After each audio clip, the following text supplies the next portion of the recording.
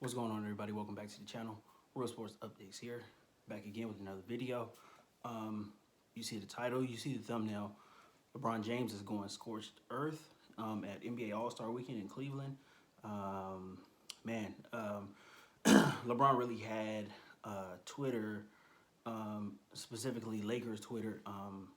You know, he pretty much had it in ablaze over the past few days with some of the interviews and some of the things that he has said, um, and you know all of it pretty much is a very thinly veiled. All of them are thinly veiled shots at the Lakers front office, Rob Pelinka in particular, um, and things are just going south for the Lakers. Um, this was not a this was not a good weekend for the Lakers. And they're not playing, because it's the All Star break. But damn, that's all I can say. So let's get into it. First things first. Um, so LeBron was he pretty much there's been a lot of stories and articles that have I guess you can say speculated. He has said stuff in the past, but he came out explicitly and said that he is going to be playing with his son whenever his son is able to come into the NBA. That's where he will be playing with him, and assuming that he gets Bronny Jr. Assuming that he gets drafted, assuming that he like goes to college for a year and then gets drafted.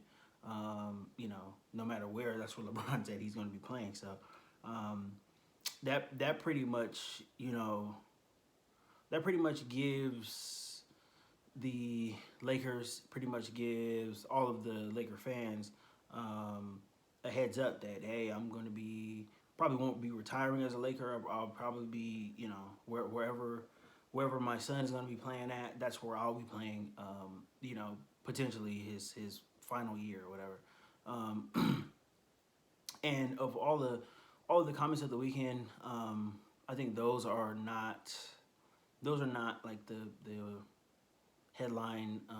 Well, they shouldn't be like headline grabbing. Like he said it before in the past. A couple of years ago that his ultimate goal was to play on the same team as his son. So I don't see why that is like a huge deal. I see a lot of people talking about it.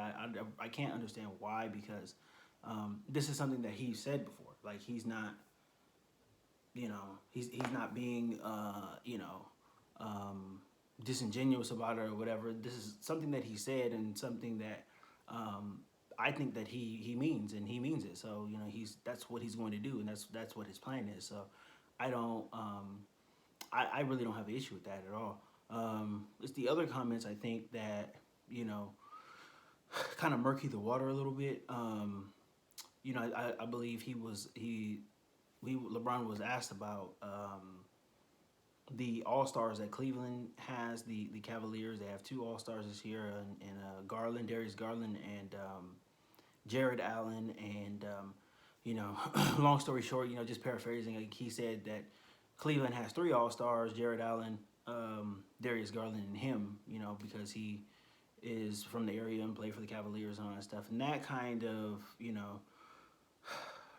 again, those comments are not they're not ideal, but if I guess he's smart enough to know that he can say something like that, and then once that picks up steam, he can just simply say, oh, everybody was misquoted me, or they took it out of context and all that type of stuff. So again, that one is that one shouldn't be too headline grabbing either. But hey,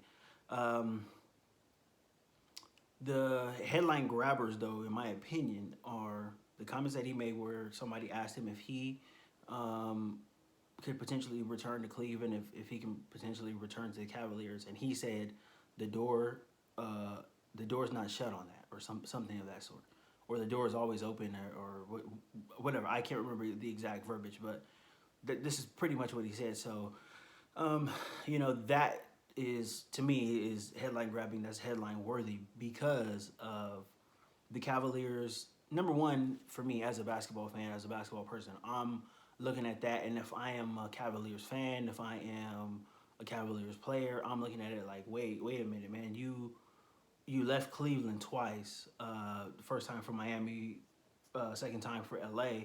Now you want to come back that now that they've built something and they're having some success, and they are set up for the playoffs this season. So, and it's like now you kind of want to come back. I don't think that is.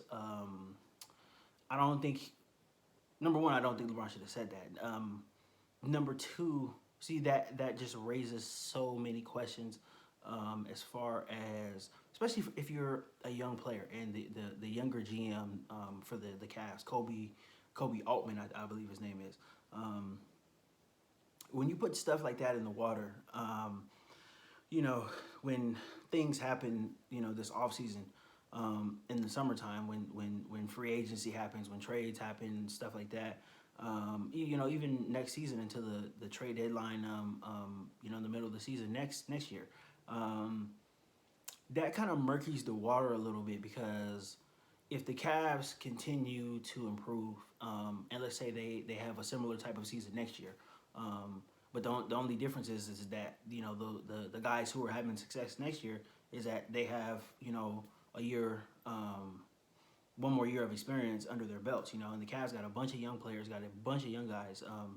Kevin Love is the graybeard on that team, but they've been playing well, and their guys are really they're really excelling. And if they have the similar type of season next year, what how much pressure does that put on the players knowing that okay we're still good or we're a little better than we were last year? Does the front office do they bring in LeBron James? Do they make a deal to bring back LeBron James? And how do the young players, let's just get into hypotheticals if that was to happen, how do the young players adjust their games? And even another question is LeBron's age. So what does he do? Does he take a step back, or does he try to control the organization like he's always done? Does he try to be the guy with the ball in his hands all the time, or does he defer to the younger player? Like there's a lot of questions based off of the statement that LeBron said. So to me, that is one of one of the headline grabbing um, uh, you know statements that he made. And next, the last one, the most obvious one, was his praise for the GM for the Oklahoma City Thunder, Sam Presti. His that was the most thinly veiled shot at Rob Pelinka. Talking about the GM for the Thunder and how good of a job he's doing, um, how good of a GM he is, how good his eye for talent is, how good his drafting and his free agency moves and all of this stuff. And LeBron was just pretty much just going gaga over him in this press conference. And to me, that was the most headline grabbing because he's never said any of those things about Palinka. And not that he has to, but it's just kind of weird when your star player is praising another team's GM so profusely the way that he was doing. Um, that's definitely going to cause some questions. It's definitely going to be looked at as a shot at Rob Pelinka. That's the only way to look at it. There's no other way to look at it. And I think for some people, and I guess I fall into the category as well too. Um, you know, Now, do I think LeBron should have said any of this stuff? No, I don't. Um, but I'm not 100% like I'm not putting LeBron at fault 100%. Um, the trade deadline passed and all the fallout came from the trade deadline. Um, Rob Pelinka, I don't know if it was him per se, but it was somebody in the Lakers camp, who was close to Pelinka. They released a statement and said that LeBron, AD, and Pelinka all three of them were on the same page at the trade deadline as far as not doing anything and staying pat, and not trading for anybody or whatever. And um, the reports came out like almost right away that refuted that. Um, Obviously, LeBron wanted something done at the trade deadline. The way that they were talking before the trade deadline, they were expecting something to happen. Um, and I think LeBron, I think AD, I think they left it up to Rob to try to work something out and try to make a deal. But I don't think that they were all on the same page of not doing anything at the trade deadline. And it's simple because the season is terrible. The season has been going bad. The Lakers are, as of right now, 4 games under 500. But you know, at that point when the trade deadline was coming, they were 6 games under 500. And teetering, whether they make the play-in tournament or not. So I don't think that anybody was okay with still staying pat. I think there's a lot of nuance to that situation. Obviously LeBron and AD, they didn't want Rob to do anything that's going to you know put the team in a worse situation or whatever, or just make any deal just to make a deal. But I did think that they expected him to be a little bit more aggressive at the trade deadline, and the Lakers weren't. And it didn't go over well with a lot of fans, with media people, and it probably didn't go over well with the players as well too. So that statement coming out saying that all three of them were on the same page, I think that was a little bit of damage control, and I think it pissed LeBron. I think it pissed AD off. So now I think it's time for them to try, at least attempt to get Rob Pelinka out of out of power. And not necessarily fired, but at least you know kind of going over him. Whenever they need something done. Going straight to ownership, probably Jeannie Buss. LeBron probably sits down with Jeannie Buss, and he's probably doing it now at All Star Weekend. But I think they are really upset with Rob Pelinka. LeBron definitely is. It's clear by his comments that he's at a I think he's at a point right now where he's extremely frustrated with how the season is going. And he should be, and that statement should have never gotten out by Rob or whoever it was, the Lakers camp. But LeBron also has to take responsibility as well too. The Russell Westbrook trade was the catalyst to this team being built the way that it is.